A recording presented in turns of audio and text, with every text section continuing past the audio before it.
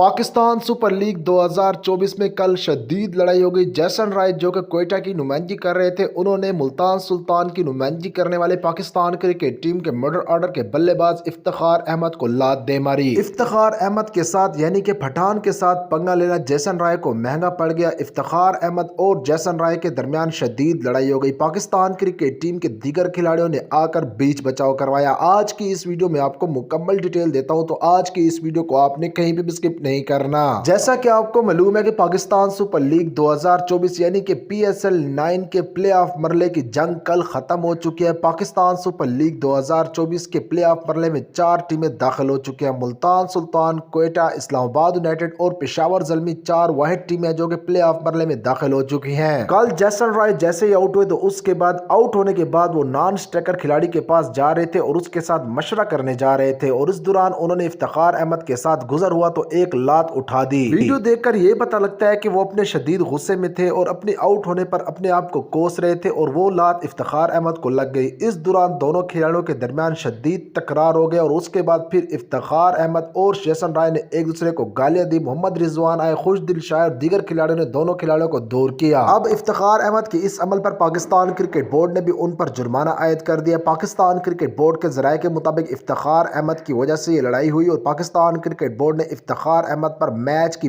5% face کا جرمانہ عائد کیا ہے۔ جو میچ انہوں نے کل کھیلا ہے اس کی جو فیس ملے گی اس کا 5% پاکستان کرکٹ بورڈ کو جمع کروائیں گے۔